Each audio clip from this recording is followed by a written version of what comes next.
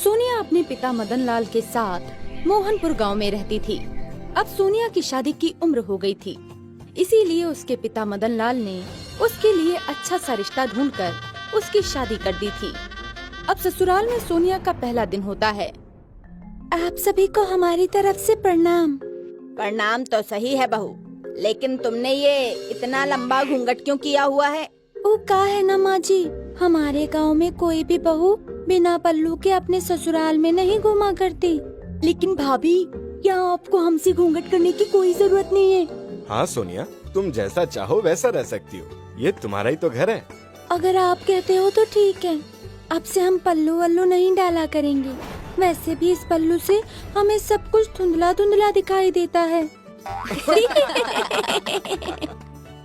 सोनिया की इस बात पर सभी हंसने लगते हैं और सोनिया भी इस बात से खुश होती है कि उसे इतना अच्छा ससुराल मिला है जो उसे अपने हिसाब से रहने को कह रहा है। समय बीतता है। ऐसे ही एक दिन, बहू कपड़े बहुत गंदे पड़े हैं, तुम कपड़े धो लो, तब तक मैं खाना बना देती हूँ। सासू माँ, ये आप क्या कह रही हैं? हमारे होते हुए आप खाना बनाएंगी? कभी नहीं। तो क्या हुआ बहू, इसमें कुछ गलत थोड़ी ना है। हम सबको मिल बांट कर काम करना चाहिए। तुम कपड़े धो लो, मैं खाना बना देती हूँ। अरे नहीं नहीं माँ जी, आप आराम कीजिए, हम फटाफट ये सारा काम अकेले करते हैं। हमारे होते हुए आपको काम करने की कोनो जरूरत नहीं है। सोनिया का ऐसा व्यवहार देखकर उसकी सास कमला उससे बहुत खुश होती है और अपने आप से कहती है, बहू हो तो ऐसी, भले ही ये गांव की है, लेकिन संस्कारों से पूरी तरह परिपूर्ण है। मैं तो बहुत खुश हूँ भगवान कि आपने मुझे सोनिया जैसी बहू दी है। यहाँ कमला अपने आप से बात कर ही रही होती है और वहाँ सोनिया खाना बनाकर कपड़े धोने जा रही होती है कि तभी वो आसपास कुछ ढूंढने लगती है। अरे कहाँ है? अब हम कपड़े कैसे धोएं? मिल क्यों नहीं रहा है? सोनिया अपने आप से ये सब बोल ही रही होती है कि तभी वहाँ सोनिया की ननंद स्वीटी आ जाती है और अपनी भाभी से बोलती है, अरे क्या हुआ भाभी, आप कुछ परेशान लग रही हो?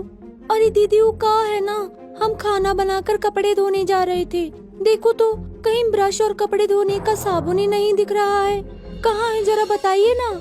भाभी, आपको मशीन में कपड़े धोने हैं, ना कि हाथ से, जो ब्रश और साबुन की जरूरत पड़े। ये आप क्या बोल रही हैं दीदी? हमें मशीन में कपड़े धोने नहीं आते हैं, बल्कि हमें तो मशीन की हूँ की आवाज से बहुत डर लगता है। अरे भाभी, आप मेरे साथ चलो, मैं आपको मशीन में कपड़े धोना सिखाती हूँ। इस तरह स्वीटी अपनी भाभी को मशीन में कपड़े धोना सिखाती है और साथ ही साथ घर में बाकी चीजों को इस्तेमाल करना भी सिखाती है जो सोनिया को यूज करनी नहीं आती थी। समय बीतता है। ऐसे ही एक दिन, आप लोग टीवी देखना बंद करो और जल्दी से जाकर तैयार हो जाओ। भैया, हम कहीं घूमने जाने वाले हैं क्या? हाँ छोटी, ऐसा ही कुछ है। वो क्या है ना, मेरे दोस्त की एंगेजमेंट है, तो उसने हम सबको इनवाइट किया है। शिवम जी, हम भी आप लोगों के साथ चल सकते हैं का? वो का है ना, हम काफी समय से कहीं बाहर घूमने नहीं गए हैं। अरे हाँ सोनिया, तुम भी चल सकती हो। अब जाओ, जल्दी से रेडी हो जाओ।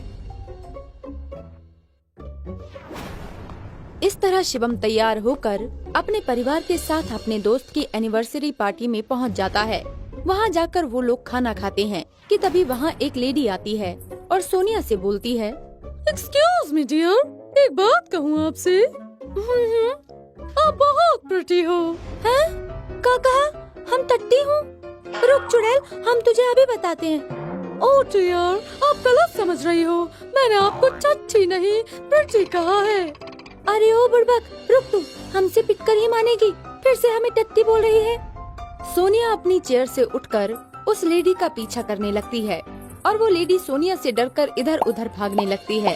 तभी वहाँ उस लेडी की सास आती है और वो लेडी अपनी सास के पीछे छिप जाती है और सोनिया पर चिल्लाने लगती है, अरे गवार औरत, क्यों पागलों की तरह मेरा पीछा कर रही है? हम पागल नहीं है, तू पागल है जो हमें इतनी देर से टट्टी टट्टी बोली जा रही है।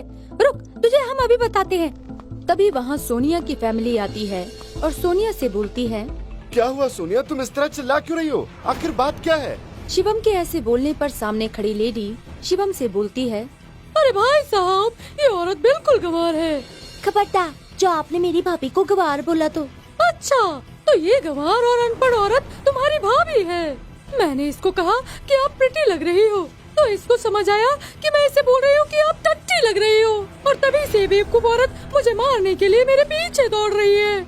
बस करो, अब एक और शब्द भी मत बोलना मेरी वाइफ के बारे में। वो जैसी भी है मेरे लिए सब कुछ है। पार्टी में सभी मौजूदा लोग शिवम की इस बात पर जोर जोर से हंसने लगते हैं और बोलते हैं, अरे देखो तो, इसकी बीवी इतनी गंवार और अनपढ़ है, तब भी ये उसे कितना सपोर्ट कर रहा है। अरे सपोर्ट कैसे नहीं करेगा, गंवार बीवी का गंवार पति जो ठहरा। इस तरह वहाँ मौजूद सभी लोगों के बीच सोनिया की वजह से उसके परिवार की खूब बेइज्जती होती है और वो लोग पार्टी छोड़कर अपने घर आ जाते हैं। जिसके बाद सोनिया अपने घर वालों से बोलती है, हमको माफ कर दीजिए, हमारी वजह से आपको सबके सामने इतना बेइज्जत होना पड़ा। कोई बात नहीं भाभी, आप माफी मत मांगिए, जो कुछ हुआ जाने अनजाने में हुआ है। अरे नहीं दीदी, सारी गलती हमारी है। हमें इतनी सी बात समझ नहीं आई कि वो औरत हमें सुंदर बता रही है। हम खामखा उसे गलत समझ लिए और वो के पीछे दौड़ने लगे। कोई बात नहीं सोनिया, जो हुआ सो हुआ, लेकिन आगे से इस बात का ध्यान रखना कि जिस बात का पता ना हो उसका जवाब एकदम से मत देना, ठीक है? ठीक है, हम ध्यान रखेंगे। भैया, जवाब ना देने से बेटर होगा भाभी को स्टडी के रिगार्डिंग एजुकेशन दी जाए, जिससे भाभी को सभी चीजों की नॉलेज हो जाएगी और इनके सर से ये अनपढ़ का टैग हट जाएगा। हाँ छोटी, बात तो सही है तेरी।